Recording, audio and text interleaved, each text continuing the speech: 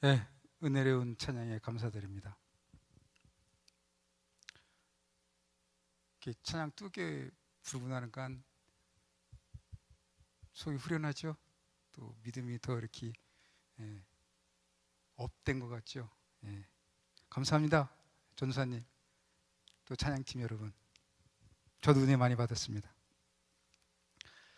2018년 6월 말에서 7월 초에 전 세계를 집중시킨 사건이 하나 일어났죠.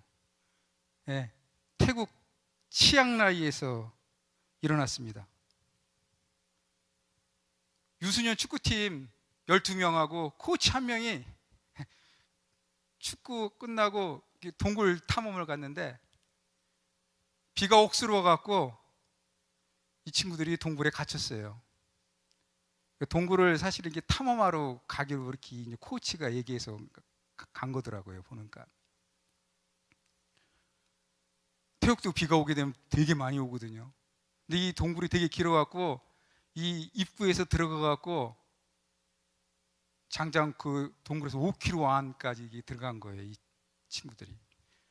근데 물이 불어나니까 나올 수가 없으니까는 갑자기 아이들이 실종됐으니까는 부모들이 난리가 난 거죠. 그래서 이제 동굴에 있다는 걸 알고 탐사를 시작했는데 결국 17일 만에 13명 모두, 아이 12명, 코치 1명까지 13명 모두가 다 무사히 구조되었습니다. 이건 다 구조되고 나서 장장 17일간 아이들 적게는 15일에서 16일 마지막 코치가 나왔을 때까지 17일까지 있었으면서 왜 한 명도 이렇게 사고 없이 다 무사히 구출될 수 있을까? 이렇게 이제는 뒤 살펴보니까 여기에 그 코치가 아주 되게 큰 역할을 한 거죠. 에카폰이라고 하는 이 코치인데 이 코치가 희생과 리더십을 발휘해 갖고 이제는 비가 많이 와서 이게 수위가 점점 올라가니까는 아이들을 다 경사지로 올라가게 하고, 물론 가져간 약간의 음식이 있었지만은 물이 부족하니까는 절대 아이들에게 그 빗물 먹지 못하게 하고 위에서 동굴에서 떨어지는 그 깨끗한 물 먹게 하고, 그 다음에 음식 가져간 거를 조금씩 나눠주면서 아이들 끼를 때우게 하고 자신은 거의 먹지 않았어요. 그 다음에 중요한 것은 아이들이 패닉 상태에 오는 거를 막기 위해서 1시간씩 이상 아이들에게 명상 기도를 시켰다는 것입니다. 동굴에 갇혀 있어서 이들이 한 거는 별로 없어요. 그냥 살기 위해서 이 코치의 리더를 따라갖고 명상하고 끼니 때 조금씩 음식 먹고 목마르면 종유수에 있는 떨어지는 물 먹고 이렇게 하면서 버텨냈습니다. 버텨내니까 밖에서는 난리가 난 거죠. 태국 국가 난리가 나고 전 세계에 정말 구조에 할 수 있는 사람들이 다 모여서 결국 이 소년들을 갖다가 다 무사히 구출을 했습니다. 보시니까 이게 되게 건강한 모습으로 아이들이 구출됐습니다. 우리도 인생을 살다 보면 자의적이든 타의적이든 동굴에 갇힌 경우가 있습니다. 태국 소녀들은 그냥 동굴 탐사를 간 거예요. 자기들이 갔는데 이게 자의적으로 갔지만 비가 와서 타의적으로 갇힐 수밖에 없게 된 거예요. 우리는 지금 현재 코로나19라고 하는 동굴에 사실 갇혀 있습니다. 이건 우리와 의지와 관계없이 사실 시작된 것입니다. 이럴 때 우리는 생존하기 위해서 무엇을 어떻게 해야 될까요? 한번 이걸 생각해 보면서, 그럼 과연 우리의 믿음의 선배들은 동굴에 갇혔을 때 무엇을 어떻게 했는가 살펴보면서 여기서 지혜를 얻고 우리도 이 코로나 동굴 속에서 우리 광교 꿈의 모든 성도들, 또한 우리 대한민국의 모든 국민들, 또한 전 세계 모든 국민들이 이 코로나19의 동굴 속에서 살아나길 기원하면서 이 설교 준비를 했습니다. 살아나야 되고 살아나기 위해서는 버티는 수밖에 없습니다. 근데 지혜로운 자는 어떻게 버텨내는가?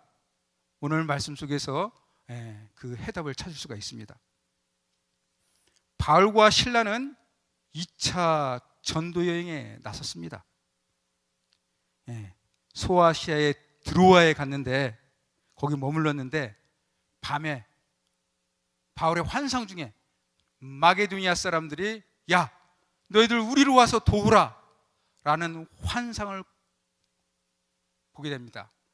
이것이 하나님의 뜻인 줄 알고 바울과 실라는 저 드로아에서 빌립보로 갑니다. 빌립보는 알렉산더의 대왕 아버지 빌립 2세가 지은 도시고 로마가 점령하실 때는 중요한 아주 전략적인 도시입니다. 그 첫 성이 마게도니아 첫 성이죠. 빌립보입니다. 빌립보에 도착해서 바울이 안식일에 기도할 곳을 찾으러 강가를 갑니다.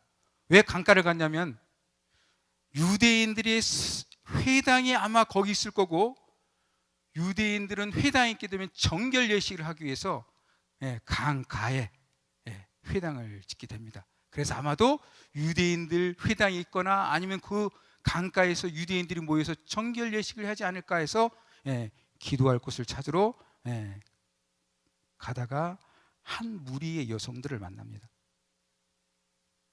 바울이 그 여성들에게 복음을 전합니다. 그 중에 한 여성이 바울의 복음을 받아들입니다. 그 여성 이름이 루디아입니다. 이 여성은 자색 옷값 장사하는 여인입니다. 자색은 오늘날과 같이 사실 의복이 민주화된 시대에서는 여러분들 자색 옷 입을 수가 있습니다. 여러분들 뭐 우리가 입고 싶은 거 옷 색깔에 제약받는 지금 시대 아닙니다. 그럼 우리나라도 조선시대 전까지, 조선시대까지만 해도 의복을 갖고 신분차별을 했습니다. 자색은 돈이 있어도 입는 사실 옷이 아니라 황실이나 권력을 가진 자들이 사용하는 옷감입니다. 그러니까 이 루디아는 되게 상당히 부위층의 사람들과 권력 있는 사람들과 관계를 가졌다는 것을 우리가 알 수가 있습니다. 루디아가 바울이 만난 그 루디아 그 강가에 있습니다. 여기 루디아가 바울이 만난 강가입니다. 제가 저희 성지순례 가갖고 저희 팀원이 찍은 건데요. 여기서 만나고 여기서 이제 바울이 복음을 전하는 거죠. 저 보면은 그 루디아 기념 교회가 있습니다. 그 안에 성당에 그 교회 안에 저렇게 그 말하자면 이게 그림인데 이게 그림이 아니라 뭐라고 합니까? 이게 타일로 붙여서 만든 거. 저 가운데 있는 여성이 루디아입니다. 루디아. 이게 바울이고요. 이게 바울이라고 하는데 바울이. 자, 이 루디아를 만나서 바울이 복음을 전합니다. 그래서 이 루디아 가족이 다 바울을 통해서 세례를 받게 됩니다. 바울로 하여금은 되게 큰 진전이 있는 셈이죠. 그리고 사실은 이 여러분 빌립보서 보면은 빌립보서는 바울과 그 빌립보 교회 간에 오간 편지인데 편지의 내용을 읽어보면 상당히 이게 따뜻한 정이 오간 편지, 우정의 편지라고 할 수 있습니다. 바울이 데살로니카에서 사역할 때 이 빌립보 교회가 2번이나 후원해 줬다는 얘기가 있습니다. 아마도 그것은 이 루디아라고 하는 그 여성, 자세 옷감 장사를 하니까는 상당히 부유했을 것 같습니다. 바울의 선교 사역도 후원하고, 바울이 또 어느 감옥인지만 아마도 에베소 거든. 에베소 감옥에서 지금 빌립보서를 쓸 때 이 빌립보 교회가 바울로 하여금 옥바라지 할 수 있는 에바브루 디도까지 보내줍니다.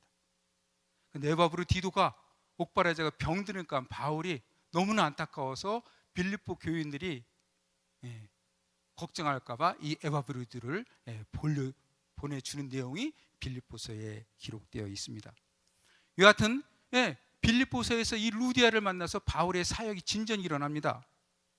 자, 그러다가 어느 날 다시 기도하러 강가를 간다는데 여기에서 문제가 생깁니다. 귀신 들린, 점치는 귀신 들린 여종이 바울 일행을 만납니다. 근데 이 귀신 들린 여종이 바울 일행을 만나면서 뭐라고 소리치냐면은, 이 사람들은 지극히 높은 하나님의 종으로 구원의 길을 너희에게 전하는 자라고 이렇게 얘기하는 건데, 사실은 맞긴 맞아요. 그러니까 이 귀신들 여종이 바울 가는 곳마다 따라다니면서 이 소리를 외치는 거예요. 대신 뭐 다 바울이 하는 이야기를 전하긴 전하는 건데, 이게 사실은 바울의 사역을 방해하는 거죠. 하루 이틀이 아니에요. 하루 이틀이 아니고 계속해서 바울이 가는 곳곳마다 따라다니면서 이 사람들은 지극히 높은 하나님의 종으로 구원의 길을 너에게 전하는 자다라고 얘기하는 거죠. 귀신 들렸으니까는, 이 영매가 있으니까는 바울이 뭐라는 걸 알아요. 제가 어떤 사람 만났는데 어떻게 해서 예수님 믿게 되었습니까? 라고 하니까 그분 그러더라고요. 인생에 살기 참 힘들어갖고 점쟁이 찾아갔더니 점쟁이가 당신은 예수 믿고 교회 가야지 예수 믿어야 된다고 산다고 그래갖고, 그 점쟁이 말을 듣고 그 사람은 교회 나온 거예요. 그래갖고 저보고 하는 얘기가 그러게요. 제가 신분을 안 바뀌니까는 예수님을 꼭 믿어야 됩니다. 예수님을 꼭 믿어야 됩니다. 그래서 제가 이제 그분 말 믿고 생각해 보니까 이 사람은 하나님을 믿어서 여기 오게 된 거지, 아니면 귀신의 말을 믿어서 여기 온 건지 모르지만 하여튼간 그분은 그래서 예수님을 믿게 된 거예요. 그렇게 귀신이 바울 일행의 사역을 방해하고 있는 것입니다. 그러니까 바울이 얼마나 괴로웠던지 이 귀신에게 말합니다. 그러니까 바울도 준비를 많이 한 거죠. 이 며칠 계속 따라다니니까 바울이 기도를 하면서 저 귀신 제압해야 되는데 바울이 끊임없이 기도하다가 정말 이제 괴로운 순간에 바울이 그 귀신을 향해 소리칩니다. 예수 그리스도의 이름으로 내가 너에게 명하노니 귀신아 너에게서 나와라! 하니까는 귀신이 떠나가는 역사가 일어났습니다. 할렐루야. 귀신이 여종에서 나가니까는 이게 점치는 여종이었는데 점을 못 치잖아요. 근데 여기 성경을 보니까는 이 주인들이라고 있습니다. 주인들, 복수예요. 그러니까 이 점치는 여성을 고용하는 많은 주인들이 있었다는 거죠. 이 여종이 점을 못 치게 되니까는 생업이 끊기게 되는 거예요. 생업이 끊기게 되니까는 이 주인들이 이제 힘을 합세해서 바울을 관리들에게 끌고 갑니다. 빌립보의 관리들에게 가서 강조하는 거지. 이 사람이 유대인이다. 유대인이면서 우리 성에 아주 힘이 요란한 것도, 로마 사람들도 할 수 없는 것들 우리에게 전하고 있다고 하니까는 더불어서 사람들을 규합해서 바울을 고발합니다. 실라를 고발합니다. 일제히 관리 앞에 가서 사람들이 모여서 고발하니까는 그 관리 높은 사람은 어떻게 합니까? 이 사건을 처리해야 되죠. 더군다나 이 바울과 실라는 유대인이고 객지에서 온 사람이니까는 얼마나 또 처리하기도 쉽습니까? 그래서 정말 바울과 실라를 갖다가 옷을 벗기고 아주 욱신했습니다. 얼마나 맞은지를 모르겠습니다. 아주 많이 맞은 것 같습니다. 실질적으로 이방인이 타국 가서 한번 서름 받으면 정말 서름 많이 당합니다. 그렇게 하고 욱심 정말 많이 패고 옥줄에게 넘겨줍니다. 여기가 바울과 실라가 갇힌 감옥입니다. 이 옥에 가두고 이 죄수한테, 옥줄에게 이 죄수들 차고까지 채우라고 합니다. 발에 차고도 채우는 거죠. 그러니까 맞은 데다가 발에까지 차고가 채워지니까 옴싹달싹 할 수 없는 거예요. 바울이 복음을 전하다가 저 감옥에 들어갔습니다.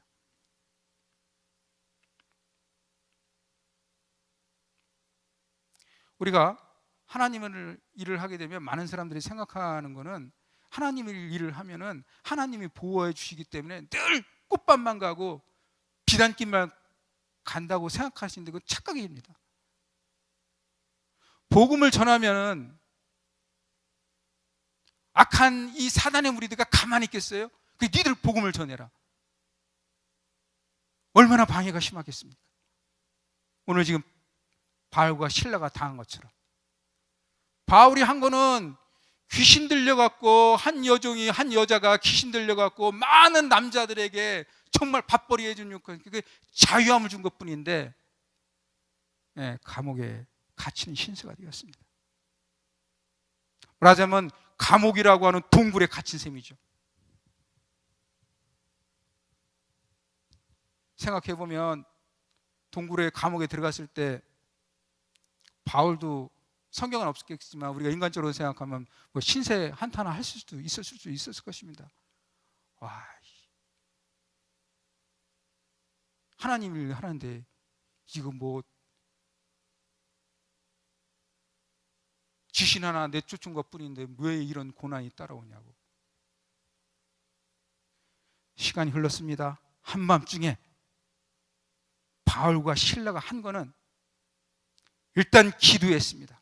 기도 내용 사도행전 저자가 보도하지 않았으나 우리가 제가 축축하기로는 아버지 하나님 살려주십시오. 살려주십시오. 그리고 아버지의 전능하신 힘이 나타나게 해주십시오. 바울은 하나님께 살려달라고, 또 하나님의 전능하신 힘이 나타나달라고 기도했습니다. 또 기도한 것뿐만 아니라 성경에 보니까 찬송했다고 했습니다. 사도행전 저자가 좀 더 섬세했으면 찬송의 내용도 하나라도 적었으면 우리가 그래도 더 상상을 많이 할 수 있는데 그냥 찬송했다고만 되어 있는데 제가 가만히 생각해 보니까 뭘 찬송했을까? 유대인들이 예루살렘 성전에 올라갈 때 부르는 노래 시편 120편에서 135편을 불렀던가? 아니면 복음 전하면서 또 바울이 스스로 작사 작곡해서 흥겹게 불렀던 노래든가 찬송을 했습니다.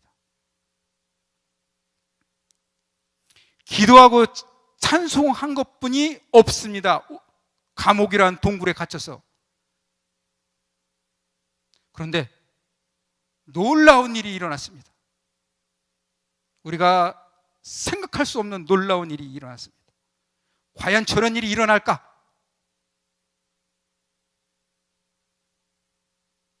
감옥의 터가 흔들리고 감옥의 문이 열리며 바울이 실라가 차고 있던 그 차고까지 풀려졌습니다.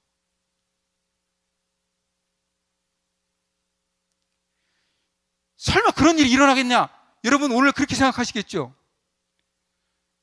그러면 2018년 태국의 사건으로 갑시다. 태국 동굴에 갇힌 아이들 거기서 17일 동안 한 거 명상하고 살기 위해서 그냥 버텨냈는데 전 세계의 구조원들이 다 모여서 구조시킨 겁니다. 2018년에도 그런 일이 일어났는데 그럼 그 전에는 그런 일이 없을까요? 하나님께서 천군 천사를 보내주셔서 저 옥터의 터를 흔들고 감옥의 문을 열고 바울의 신라가 차고 있던 착고까지 풀어냈습니다. 그렇게 하니까 문제는 이 감옥을 관리하는 옥줄입니다. 사람들이 다 도망간 줄 아니까는 이거 다 도망갔으면 죄수들 거기 다 얼마나 같이 있는지 모르는데 죄수들이 다 차고가 풀어졌다고 하니까는 도망갔는지 알고 자살하려고 칼을 자기 목에 대는 거죠. 왜? 뭐 아침 밝아갖고 그 문책 물으면은 뻔하죠. 그 책임 다 뒤집어 갖고 그건 죽음으로 수없으니 해결할 방법이 없으니까 스스로 죽으려고 칼을 목에 댈 때 바울이 말합니다. 내 몸을 상하게 하지 마라. 우리가 다 여기 있다. 말을 하니까는 이 옥졸이 무서워 떨면서 바울 앞에 무릎 꿇고 내가 어떻게 해야지 구원을 받을 수 있습니까? 바울에게 묻는 거죠. 그래서 바울이 말합니다.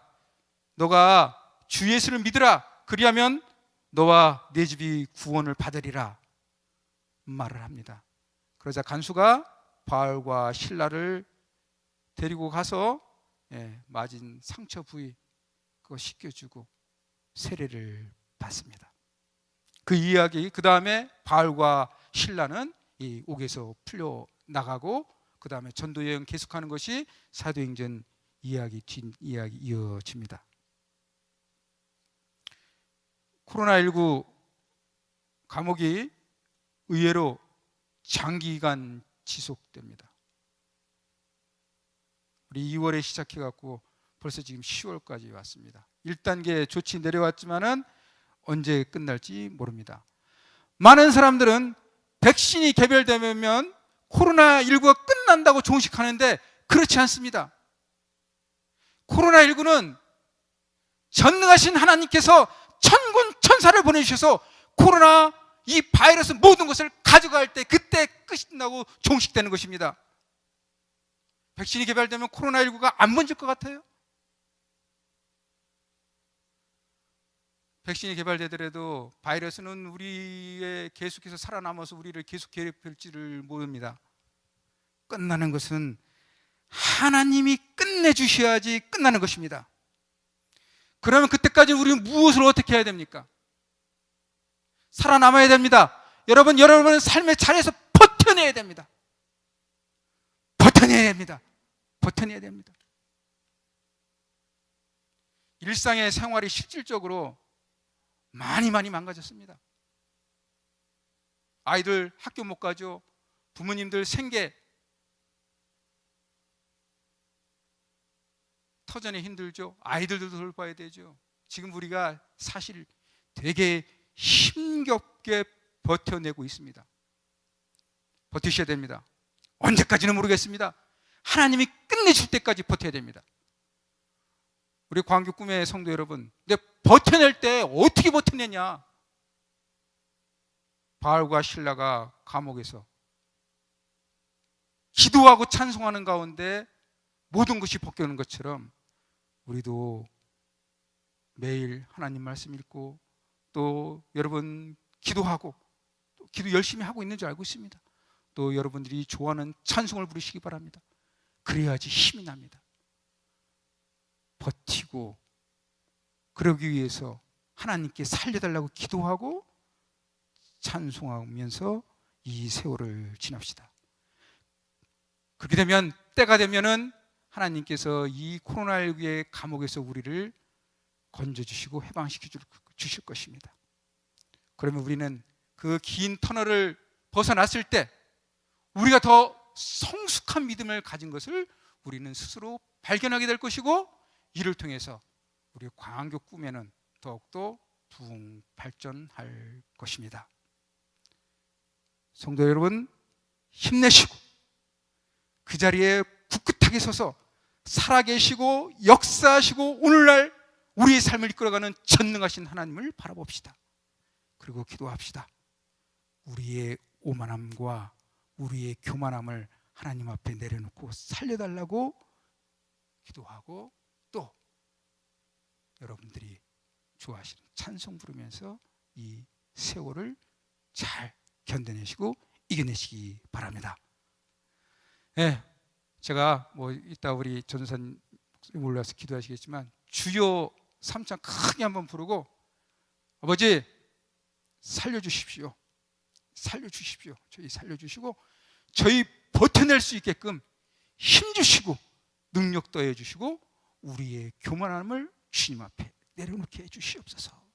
우리가 다 같이 주여 3창하고 크게 기도하고, 제가 기도 마치면 또 바로 우리 목사님이어서 기도하겠습니다.